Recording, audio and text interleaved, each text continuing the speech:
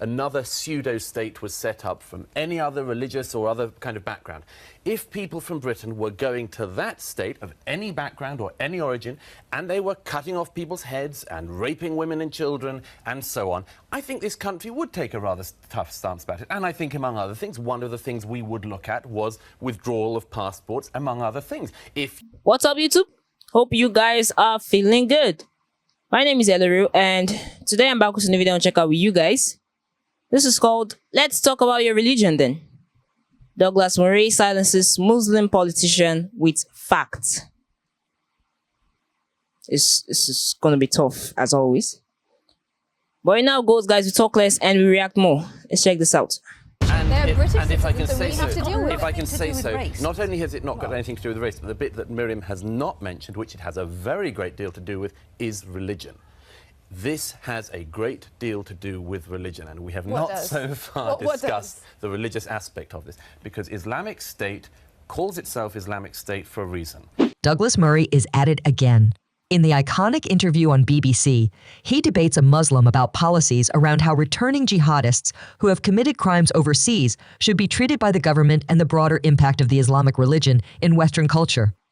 Douglas Murray argued that the traditional route of prosecution faces significant obstacles, primarily due to the difficulty in gathering concrete evidence against individuals who have committed crimes overseas. As a result, he advocated for a multifaceted strategy to address this issue.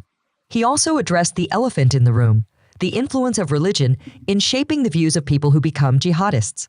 Douglas Murray did not hold back. Watch.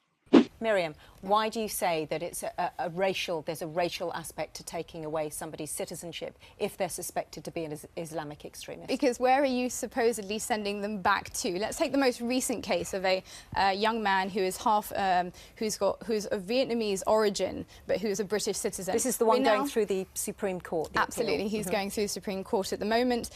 Britain wants to take away his citizenship. Vietnam says he's got nothing to do with this. He's not a Vietnamese citizen as far as they're concerned. The only reason that we can consider taking away his citizenship is because we do not regard him as fully British. And that is a racialised concept. If I could just correct that. That's correct me, would you? The problem about what Miriam's just said, among other things, is you can do the thought experiment another way. Let's say a pseudo-state was set up in another country in the world. It's not a state. I know it's not a state. You know it's not a state. They think they're a state. They call themselves a state. And a lot of people who burn their passports or go over to fight for them believe they are a state. Let's pretend another pseudo-state was set up from any other religious or other kind of background.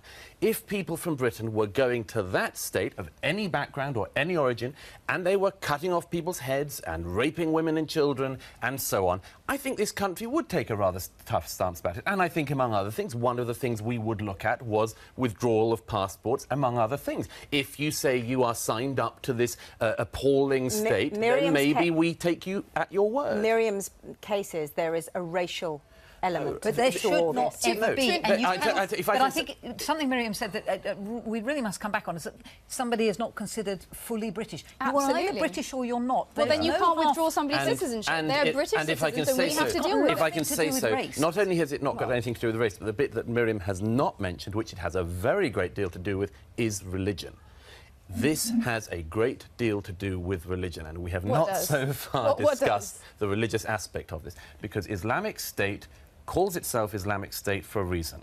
They follow certain principles, misguided in your opinion, misguided in my opinion, but certain principles that they say they derive from Islam. All right, let Miriam any discussion of this has to take them at their word to some extent. Well, I mean, I think it's very interesting that we would sort of try and essentialise Islamic State. They're very much like any cult or, if you like, I think you can look at their origins. If you compare them to any sort of cult or gang, there are usually some similarities with the broader concept from which they're derived. So you get cults that are derived from Christianity. Sure. Very similarly, you would say that Daesh or Islamic State is derived from Islam in some way.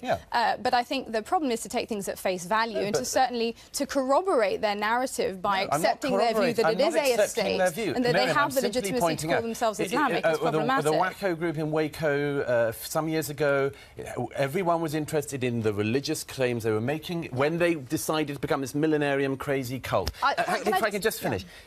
This is a crucial thing we cannot avoid. I know it's uncomfortable. I know we want to keep avoiding it. But the religious aspect, which Miriam didn't want to talk about, is a vital part of this discussion. And it's reliant upon Muslims of all kinds to take that on and tackle it. If I thought it was vital, Douglas, I absolutely would bring it back. But I think what's important is when you look at, for example, these rehabilitation programs, because that's what we're talking about here, is how to deal most effectively with the threat, is that we are talking about using methods that have been shown to be effective in other contexts and with other groups. And those are, can I just finish? They are methods that have been used in criminology and criminal studies for decades, and they've got nothing to do with Islam. They just happen to be effective. But ISIS does have a lot to do with Islam. Douglas Murray's stance on addressing the complexities of jihadists returning to the UK emphasizes a crucial aspect often overlooked, the influence of Islamic religion on extremism. Murray points out that even if jihadists misinterpret Islam, the religion's perceived influence on their actions cannot be ignored. Douglas Murray has been vocal about the challenges of integrating Islamic beliefs within Western societies, particularly concerning the radical interpretations that lead to jihadist ideologies. He, alongside other commentators like Sam Harris and Ayaan Hirsi Ali, points out that while the majority of Muslims live peacefully, there's a non-negligible fraction whose interpretation of Islam poses a security threat. Harris and Hirsi Ali emphasized the need for a candid conversation about the elements within Islamic doctrine that jihadists exploit to justify violence. Murray's argument is that ignoring the ideological roots of jihadism under the guise of cultural sensitivity not only hinders the fight against extremism, but also fails to protect the values of liberal democracy. I totally agree with Douglas Murray on this one. In a society that prizes free speech, addressing the root causes of ideological extremism is essential, especially when these ideologies stem from religious interpretations that clash with democratic values. Simply enacting policies without engaging with the underlying beliefs can be ineffectual. It's important to foster open dialogues about religion, where constructive criticism is distinguished from phobia or hate speech. We should be able to talk about the influence of Islam on certain people without being labeled as Islamophobic. This is what free speech is all about. Okay. I agree with the commentator on this one.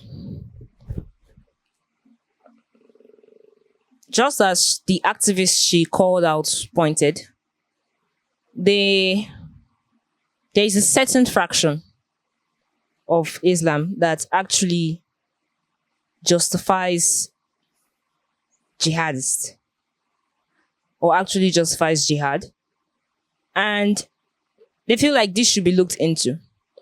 I mean, yes, the greater community of the Muslim world is peaceful. Everyone knows that. But then there's this particular sect that actually poses as a security threat, as Douglas has pointed out. And whatever that is being said to them to incentivize them and give them a reason to tread on that path, these activists believe it should be looked into. And as the moderator said, the ability to speak about the effects of Islam on your community, good or bad, without having to be labeled as Islamophobic or a hate speaker or things of that nature, is what free speech is really all about. I mean, in a video I watched earlier, the commentator was talking about being able to move from Islam or change from Islam without the fear of death, because it's in the Sharia law, according to her. I mean, if in the liberal society, as they say, if in this liberal society, everyone is free to do whatsoever they choose without being blamed for it, then Douglas is of the opinion that why should this not also be in reference to the Muslim community? Why should everyone who speaks against them or about them be labeled as Islamophobic? I mean, people have contrasting views. Not everyone will agree with you. Not everyone will agree with what you're saying. And not giving people the opportunity to air their views, according to Douglas, it just creates more hate in the system. And the main focus of this debate was a young guy who, according to the Muslim lady, was part Vietnamese and part British. And I don't really know the crime he committed, but the British are thinking of revoking his citizenship, and the Vietnamese want nothing at all to do with him. And here Douglas said, if you decide to associate with this certain state, according, you call them Islamic states, if you decide to associate with this certain states who go about beheading people, murdering children, then in every sense you are considered a non-citizen, since you identify with the other people completely. Guys, this was tough. This was hot. And the other lady was of the opinion that you're either British or you're not. Views aside, you either belong to somewhere or you belong to nowhere. And that's it. That's just how it is. Anyway, guys, drop your comment in the comment section. And leave a thumbs up at the end of this video. Thank you so much for watching and stay safe.